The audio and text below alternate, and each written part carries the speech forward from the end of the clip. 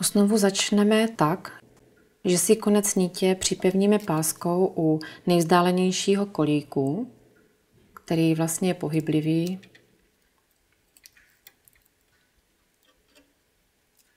Potom můžeme začít navíjet nitě. První nit se vždy vede přes vrchní kolík, provleče přes ostatní a vede k nejvzdálenějšímu kolíku.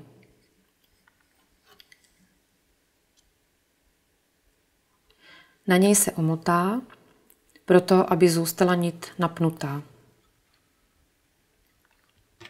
Vezmeme si připravené očko z nití, horní nit provlečeme a zahákneme za spodní kolík.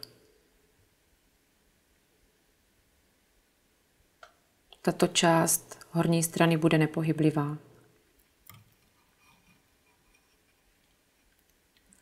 Potom odmotáme nit a vedeme další. Teď nedáváme nit na horní kolík, ale vedeme jej pod ním, protože tato nit očkem nezajišťujeme, aby byla po tkaní nebo při tkaní volná.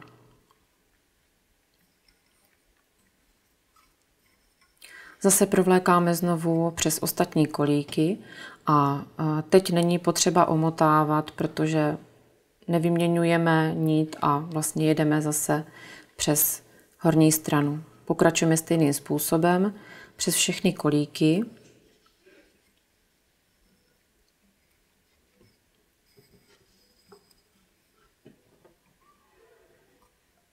Opět si nit omotáme na připevnění a zase z připravených oček horní zajistíme a připevníme na spodním kolíku. Barvy niti osnovy si předem předkreslíme na papír, ten je položený na stole přede mnou. A zatím jsem barvu neměnila, protože dělám okraj.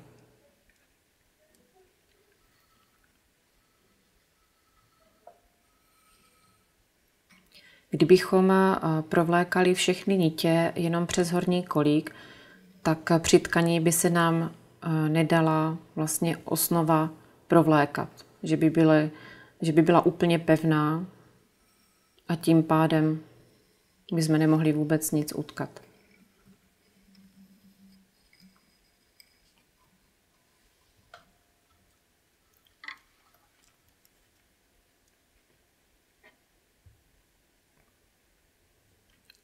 Tady je dobře vidět na vlékání osnovy, že zajištěná horní nití je pevná a spodní je pohyblivá.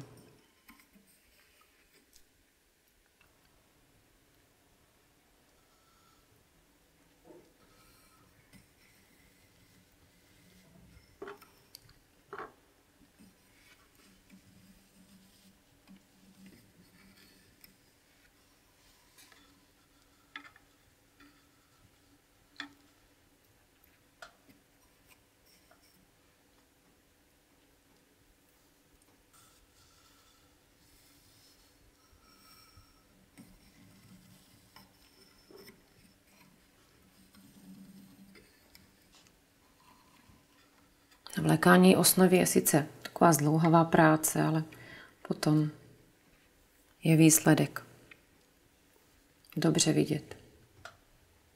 A tkaní už jde vlastně rychleji.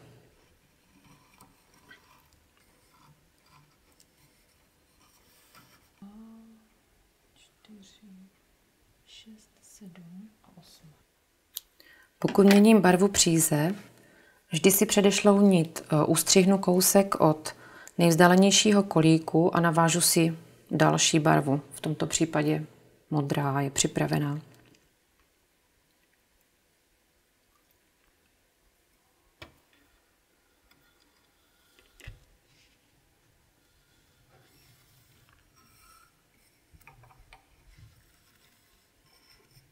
A zase pokračuji vlastně dál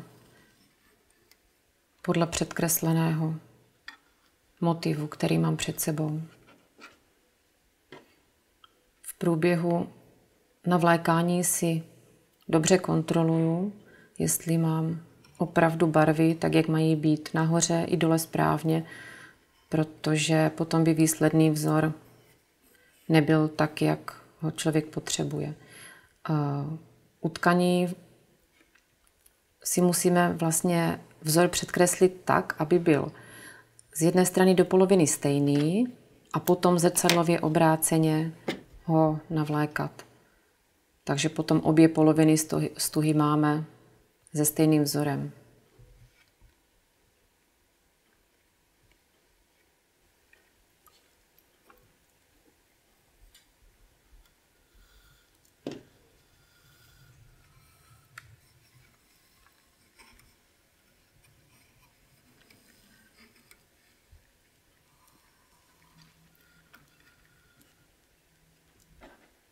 Tady už je skoro celá osnova navlečená, tak poslední nit odstřihnu. Zase si nechám kousek delší. A aby se nám osnova nepovolila a nevyvlekla, tak vlastně z niti, kterou jsem navlekla jako první, spojím tím, že si vytvořím uzlík. Ale pokud bych vlastně nechala už osnovu takhle a začala tkát, tak by se mi nitě přes sebe křížily. Tak proto vlastně pásku, kterou jsem použila na začátku, si z levé strany tu první nit přilepím na začátek osnovy. Tím pádem mám vlastně zajištěnou osnovu tak, aby se dobře protkávala. Předkreslená osnova, připravená, takže spodní řádek je horní pevná strana a horní řádek je spodní návin, který je pohyblivý. Když se podíváme na vzor, takže máme prvně 4 červené na horní straně, 3, 4. Další nit je modrá, 3 kousky, 1, 2, 3. Dále červená 2.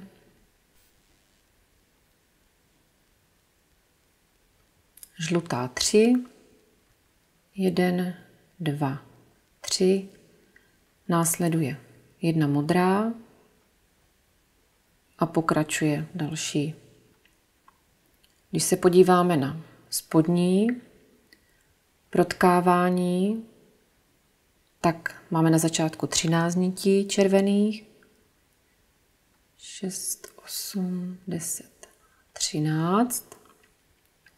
Dále máme 3 modré a dál pokračuje bílá.